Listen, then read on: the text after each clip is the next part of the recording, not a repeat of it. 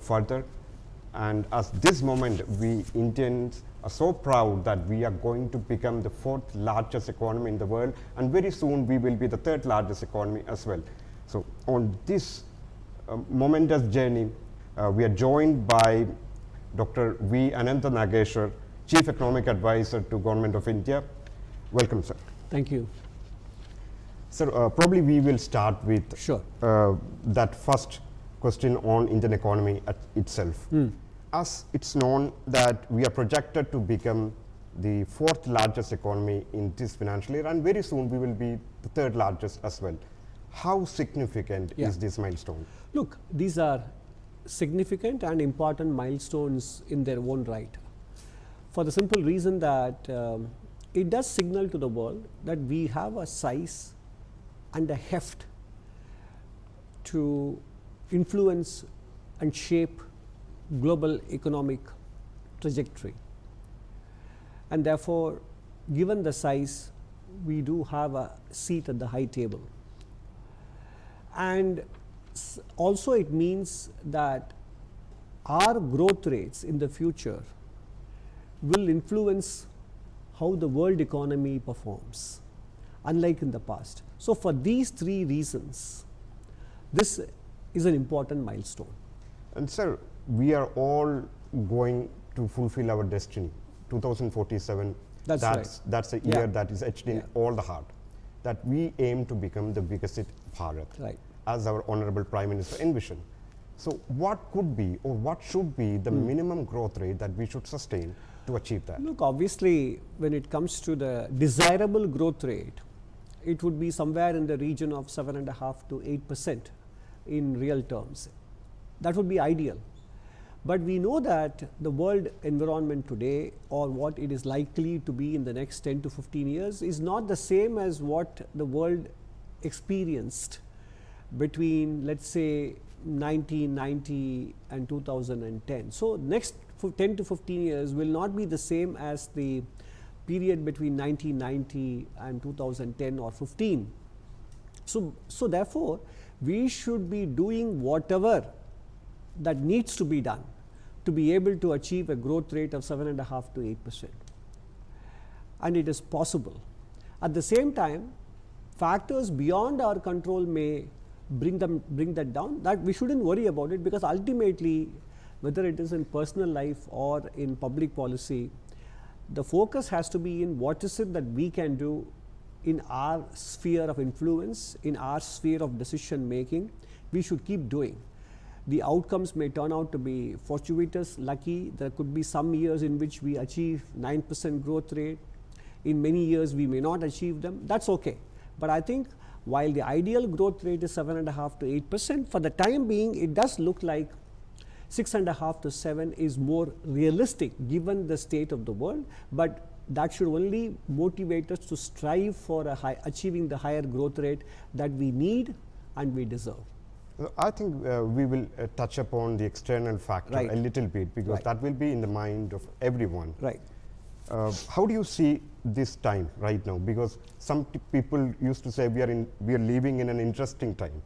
Yes. Very interesting that we are unable to fathom it properly. You know, as you know very well, there is apparently, there's a Chinese proverb that says, "May you live in interesting times." I mean, it's a nice, acceptable way of putting something which is basically unpredictable, uncertain, and subject to rapid changes. That is one. Second, it also means a break from the familiar, a break from the stability or continuity that we have experienced for the last 2 to 3 decades up to 2015 or 16, but things began to change slowly from 2008 global financial crisis. That was one important warning bell, if I may say so. The second warning bell happened in 2016 when, in Europe, Brexit happened. Britain chose to leave the European Union, and President Trump was elected for the first time as the 45th president, and he spelled a break from the policies that were pursued until then. And then, of course, the third bell or the third inflection point was the pandemic in 2020. That also meant a lot of changes. It resulted in, big debt burdens for developing countries. Their future growth rates were affected, etc. And then in 2023, the Hamas attack on Israel happened. And then before that, in 2022, we had the Russia-Ukraine war started. So we have had since 2020, if you look at it, even though 2008 global financial crisis, I left out the 2011 to 15 period when we had 2 or 3 major turbulences in the European Union. And then 2016 Brexit, President Trump's becoming the president for the first time. But if you look at it, from 2020 onwards, there have been too many events happening too quickly. The pandemic, the Russia-Ukraine war, the Hamas-Israel situation, and now a wider conflagration. So I think and not to mention the trade-related uncertainties because of America's decision to bring its trade book into balance through the application of tariff and so on. So I think if you also look at very long cycles, and there are people who study these long cycles, 80 to 100-year cycles, things change around this 80 to 100-year period. And today we are in 2025, which is exactly 80 years after the end of the World War II. So, and there are authors who have studied this, and they say usually after the 80th year from a particular milestone, particular event, things begin to change. So we could be in one such period, and therefore the next 10 to 20 years could be a period of flux before you arrive at a new equilibrium. So how shall we equip ourselves for this uncertain period? The first thing is to accept the fact that it will be uncertain. A lot of things start with acceptance. The second thing is therefore not to look for external support for our growth, whether it is political or economic. In economic terms, for example, it means export growth may not be as positive for us as it was in the last 20 years. Or for that matter, foreign direct investment may not flow as much. And there could be changes in the global monetary system. So these are the things we need to prepare ourselves, which means we need to have enough supply of critical materials like your crude oil, food grains, basic metals like copper, aluminum, steel. We have to look for self-sufficiency, because last 20-30 years in the period of globalization, everybody said just in time production. You don't need to store inventory. You can just order it yesterday and today it will come. So why keep inventory? Why keep investment? Put money in inventory. But today you realize that you need that safeguard. Countries may not export what you want for whatever reason. So these are all the ways in which you must think in terms of security, self-sufficiency more than efficiency. These are all the slight important mindset shifts that we need to. That means essentially Atmanirbhar Bharat is absolutely what we need. It's actually, it has turned out to be very prescient, and it is the most important requirement given the way the world has evolved, as we discussed a few minutes ago, especially in the last 4 to 5 years.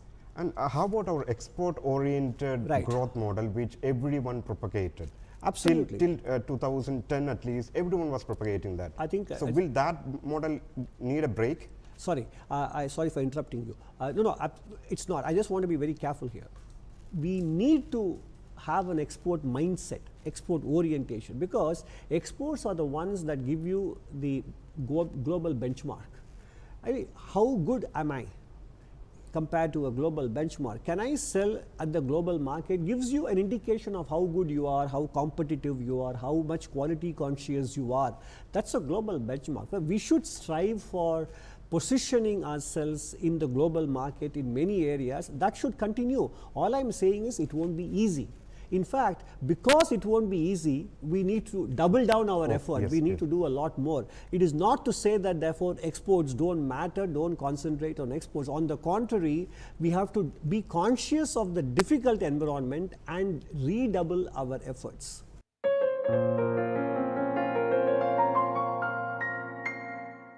That's indeed one great takeaway from this interview, I will say.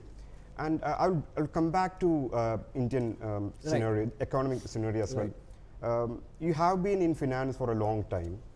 You have been a teacher, you have been a consultant in your field, and you have that too in finance. But when it comes to the economic positions, especially in this economic survey, you made a very cautious approach towards financialization of Indian economy. So what made you No, think so? that's a very good question. In fact, I would even say it's only because I have the background of working in the financial sector globally for about 17 years. After my PhD, I could actually write about the dangers of over financialization. So what is financialization? Means instead of finance being the tail and the economy being the dog, the tail becomes a dog. You don't want the tail to wag the dog. Finance should reflect real economy output. If finance influences the decisions we make in the real economy and financial sector valuations run ahead of the real economy development, and if every decision we make depends on what the financial markets think, these are all the indicators of over financialization of the economy. Because finance moves papers, but ultimately the growth comes from producing something of tangible value. So do you really think that our finance markets are overheated right now? No, actually, for the time being, I would say we may have been overheated sometime in 2023 or 2024. I would say we are fully valued. I mean, I'm talking about the stock market, but I wouldn't call it overvalued, because conditions have changed in the world in the last 1 year, and compared to many other emerging economies, we have a certain good macroeconomic and fiscal stability, which gives us a premium in the market. Because these days a lot of household savings are being driven into the market, security markets through the, different players. So will you give a bit of advice to those middle class? No, I don't want to put on my hat of my previous experience of being a financial market advisor. That is not my job here. I don't want to give investment advice, whether to take money out of the market, whether to put more money into the market. I leave it to them to decide. What I would say is, a general advice is that we very seldom in the financial market, people always say this time it is different. But very seldom this time is different. Okay, that is one. The second advice is that cycles happen. No matter what you say, markets will not forever defy the law of gravity.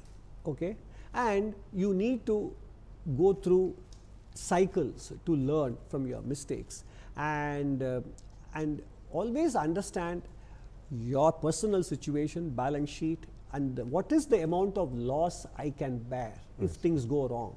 That should be at the back of your mind, and when you make these kinds of investment choices, and in general, being diversified may not give you exciting returns, but will help you ride through ups and downs of the market. And sir, we'll come back to economy, the core economy as well. What do you think the immediate catch-up space for Indian economy? Is there any low-hanging fruit still awaiting us? In terms of what? In terms of achieving more growth. Sure. I think I'll point out two low-hanging fruits. One is state governments in particular and the union government can still deregulate a lot, and that is the focus of our economic survey published on January 31st this year. So deregulation is a low-hanging fruit. We have done a lot in the last 10 years. We've improved the ease of doing business. We have removed a lot of obsolete laws, outdated laws. We have decriminalized. We have provided for self-certification, etc., etc. But still, and we have opened up a lot of sectors for foreign direct investment in the automatic route. But we still have to do nitty-gritty, the plumbing of deregulation, because there are still deep down at the ground level for small and medium enterprises, for micro enterprises, there is still a lot of compliance, inspection and licensing requirements which hold our industry back, especially the micro, small and medium companies. So deregulation is one low-hanging fruit. The second low-hanging fruit is that given the state of the world, and there are so many immigration restrictions coming in different parts of the world, I think India is in the very right moment for using its higher education to keep talent within the country and to attract talent from overseas. Our higher education sector can be opened up, and we should become the global education hub. And I think this is the right moment, because it will also increase the skill levels available in our country, it will provide an element of competition, and it will increase our soft power tremendously. So that comes straight to the skilling part Yes, as well as. that's right. Then I will follow up with a job question. In fact, Right. because in a section of critics they say that in 2000s we see a very quality jobs being created and a sizable upper middle class being created. That escalation. No, rather the mobility, upward mobility was still there, Yeah. very evident. Right. But now they say that upward mobility is missing. Yeah. How do you respond No, I to think that? the very first response to that comment or a criticism is that there is something called Edelman Trust Barometer Survey done every year. January 2025, the survey was released.